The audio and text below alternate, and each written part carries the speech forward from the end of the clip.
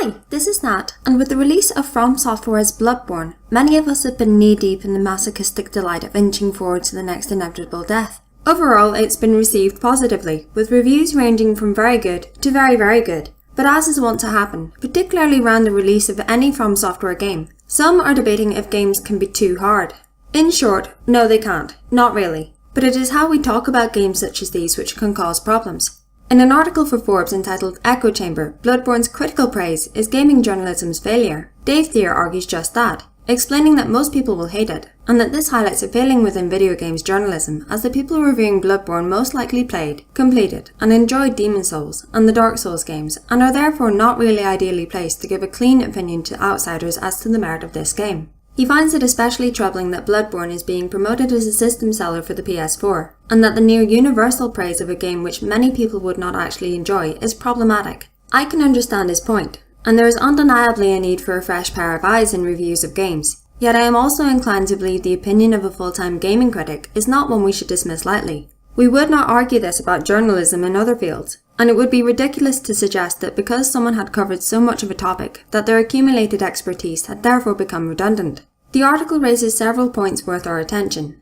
The use and overuse of phrases such as the game not being for everyone, and the nigh-on absolute focus on a game's positives, are detrimental to development within the industry as a whole. It can create an elitist atmosphere, and it can make for an environment where newcomers are either not welcomed or dissuaded from entry. If we consider it from the critic's perspective, having played other From Software titles, they start the game knowing what to expect, roughly what way the game functions mechanically, and can make pretty quick sense of the HUD and menus. But can I? Well yes, I can. I've seen it all before too. But can someone completely new to, maybe not gaming, but at least From Software titles? I'm not so sure that they would be able to. I think that this should be factored into reviews. We too often read words like intuitive when referring to the controls or design of a game, without considering if they are intuitive to people who have not played them before. We know where to look on the screen to locate our health bar or ammo counter. We can tell the difference between the HP and MP counters, and we know what HP and MP means. But with the gradual death of physical media, the treasured and thick manuals filled with instructions and lore have died out.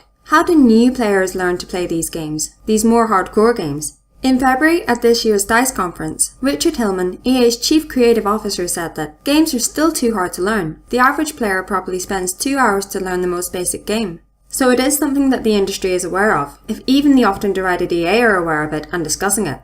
Do we lumber every game with a complex tutorial, whether skippable or not? Having an almost unholy hatred of tutorials, I sincerely hope not. Do we elongate every game and allow for a more gradual difficulty curve? Again, I hope not. I don't want to wait till a few hours in before I encounter the level of challenge I was after. In short, I don't know what way this should be addressed, but I do believe that the issue's existence needs to be acknowledged. If we're talking about it, then maybe someone can come up with some fantastic way to fix it.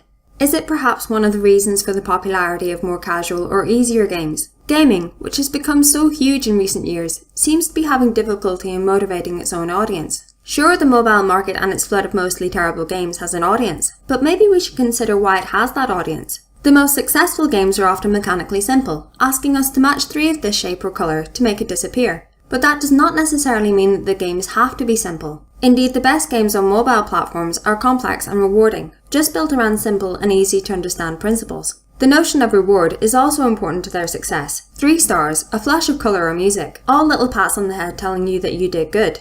Even with consoles and PCs, newer gamers are more attracted to play things like Minecraft, where the option between which mode you play is build something and build something try not to die. The first time I played Monster Hunter, I found it almost impenetrable. It was all so different. I could envisage where I wanted to be, but maybe not how to get there. It was challenging and frustrating, and the only motivation I had to carry on playing at all was to take on the next hunt, the next big beastie. However, when I finally got to grips with it, I was both in gaming love and I had a real sense of accomplishment. I think that Bloodborne and games like it perhaps need a bigger carrot of encouragement. The sense of achievement in overcoming seemingly impossible odds is a hit of pure gaming delight, but only for those already addicted. There needs to be something else to get newcomers hooked. There is nothing wrong with Bloodborne, apart from a frankly crappy frame rate and occasional frustrating glitches. Personally, I don't buy into the hype of this being the first great game of this generation.